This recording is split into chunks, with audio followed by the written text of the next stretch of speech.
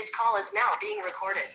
Kazuo Ishiguro's novel, An Artist of the Floating World. And in this first session, we are going to talk about the author, brief introduction about the author, title of the novel, An Artist of the Floating World, and character and plot summary. These things we are going to see. And when we discuss character and plot summary, we also will try to look at the narrative strategy, which is used by Kazuo Ishiguro, and how this narrator in that narrative strategy becomes what we call as unreliable narrator. So that all we will see today. I think thematic discussion we will do tomorrow in our next slot. So first about the author. Yes. So when we see Kazuo Ishiguro, whose full name is with Sir. Sir means he is knighted in Britain. So he is a citizen of Britain. And Sir Kazuo Ishiguro is born on November 8, 1954, Nagasaki, Japan. Japanese-born British novelist. That is how he is known as Japanese-born British novelist, known for his lyrical tales of, and this is general characteristics of his work. This is regret fused with subtle optimism.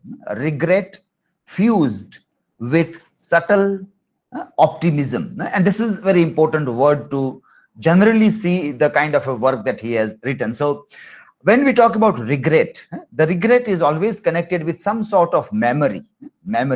And so the narratives are dealing with the memory, the past memory. You are nostalgic about past and you are revisiting your past, and then you find something problematic in your past and you are trying to tell a story, and you are having a notion of regret for something that you did.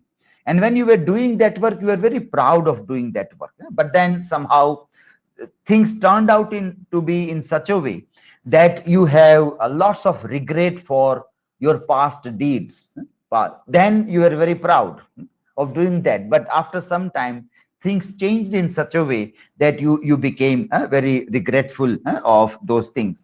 But his regret, his regret, that is this lyrical tales, which deals with the regret of memories, they are fused with subtle optimism. Now if we compare this with the previous novel that we have seen, that is 1984, if we see the ending of 1984, then we find that there is terrible pessimism in the ending of that novel. There is no hope that someday you will be able to win over the big brother. There is no hope. Ultimately, you will have to willingly or unwillingly start loving the big brother. Not only obeying the big brother, but you have to start loving the big brother. That is how it is ending. So a slight flutter of rebel, which was displayed by Winston Smith, who can be considered as an intellectual in their capacity, and Julia also, they both succumb to the torture of the inner party, the political party, or the big brother's people, O'Brien, and there is no hope at all. But in case of Ishiguro, we see that there is a subtle optimism, which we'll see in this novel also. 2017, he won the Nobel Prize for Literature for his works that uncovered the abyss beneath our illusory sense of connection with the world, which his works, and the Nobel Committee said that his works uncovered the abyss. Abyss means a kind of darkness, a hole, a dark hole. Uncovered the abyss beneath our illusory sense of connection with the world. So normally we feel that we all are connected. With the digital tools gives us an illusion that we all are connected with everybody. We can message anybody, we can call anybody anywhere in the world. So entire world is connected, but beneath that there is a kind of a darkness. There is a hole. There is abyss beneath that. The illusion of connectedness, and how we are shattered, how we are broken, how we carry a kind of a hollowness within us. That all is being captured by Kazuo Ishiguro in his work. In 1960, Ishiguro's family immigrated to Great Britain, where he attended the University of Kent, where he did BA. That was in 1978, and East Anglia, where he studied Masters of Arts. Upon graduation, he worked at a homeless charity and began to write in his spare time. He initially gained literary notice when he contributed 3 short stories to the anthology, Introduction 7, Stories by New Writers, that was in 1981. Ishiguro's first novel, A Pale View of Hills, details the post-war memories. Again, very similar to this novel, very similar. That is post-war memories. Details that work also was of similar thing.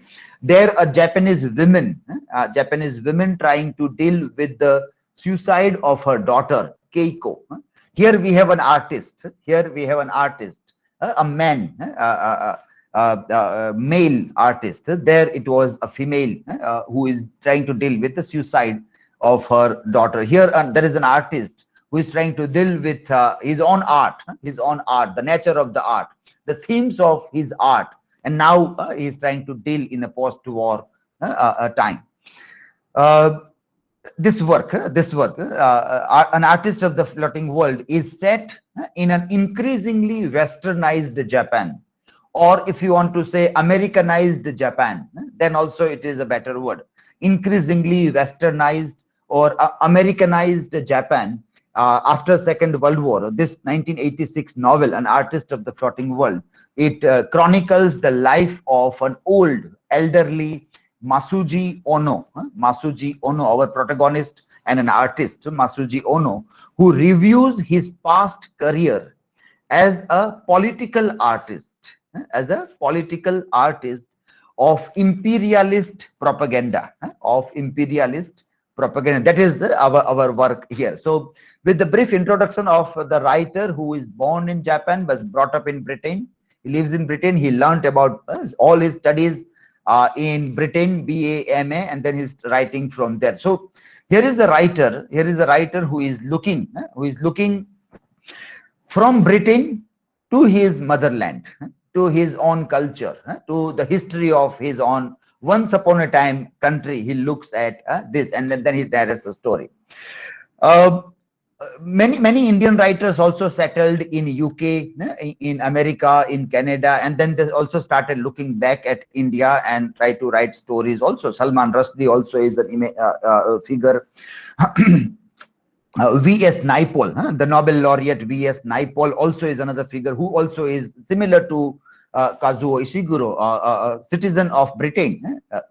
Not even born in India, but Indian origin, but citizen there, and they look back to their country's culture. Now, when this kind of writers who rarely visited their homeland, they are not born and brought up in their country. They might be born, but in a very early childhood, they might have gone to the other country, and from there, when they are grown up, they try to look at the culture or the society or the nation.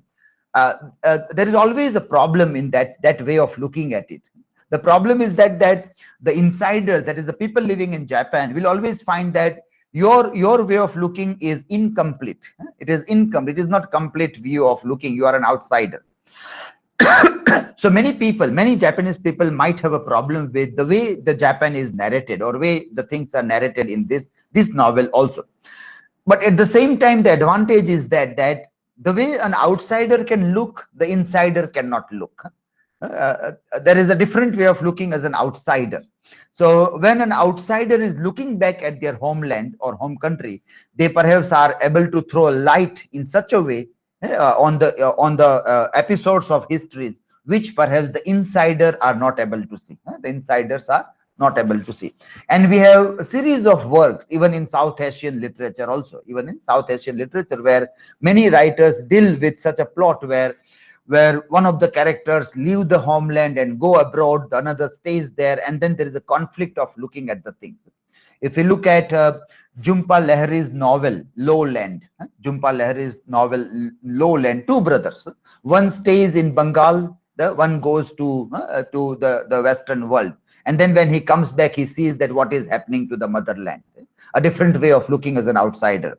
A good Muslim is a Bangladeshi novel, and in that also we find that there are two characters. One remains in Bangladesh, one goes to abroad, and again there is that way of looking of those things also. Even in Pakistan, we find the same kind of novels written by Mohsin Hamid. Mohsin Hamid is the writer who narrates that, and even in Sri Lanka also we find many such narratives where there are this way of looking at it. So this world, the Asian countries, Japan is an Asian country, China, South Asian countries, and when these writers of this world, whose first language is not English, whenever they are writing an English narrative, obviously we understand that they might have visited to the land where English was the first language, or they might have studied English language or English medium here in their homeland. That's why they have mastered the English language.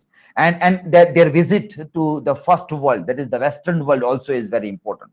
And then they look back, then they come back and look back at this, and they try to see the things there. So in this context, when we see Ishiguro as a historian or a narrator of a nation of Japan, from that way, we find that as an outsider, there are limitations and something can be missed out. But at the same time, the good point, the advantage is that the outsider's viewpoint is very much necessary. The insiders may not be able to see everything fair and square. So anybody who is coming from an outside is always a better insight to look at this world also. You will see that many times we compare the films and the narrator and the actors also, that how this. So when we see the outsider narrator, I remember the character in film PK, the protagonist of film PK, who was also known as PK. Now he is an outsider, he is an alien, he is not belonging to Earth, he is coming from another planet. So the outsider's way of looking at what we are doing is very, very important, very, very significant. And then when he looks at our clothes, our religion, our food, and all those drinking habits and other things, then we find that, well, as an insider, we are not able to see many of those things which an alien, an outsider alien PK is able to see there. So that is we can say the advantage of an outsider narrator or a writer, or as well as we can say the insider's viewpoint, which has its own problematic way of looking also. So that is about author Kazuo Ishiguro, who is born in Japan, but at a very early age, 5-6 years of age, he is going with his family to Britain, and then he is brought up in Britain in a different culture, from where he is trying to look at Japan also. And one final point to add in this dynamics is that whenever we are uprooted from our culture, whenever we are uprooted from our culture, language, religion, nation, at that time there is a very deep craving for our culture, very deep craving. Those who are not uprooted, they do not feel that craving, that hunger to go back to the motherland, to culture, to religion, to language. They do not have. We have the word in Gujarati, Moor sota ukhadwa, Moor sota ukhdi java, that is uprooted, Moor sota ukhdi java. These people have a very deep craving for this. So that craving we can find in all writers. Kazuo Ishiguro can be seen in the same way as a diaspora writer also, who is writing from Britain about Japanese culture. So that is the context of the writer here. Okay?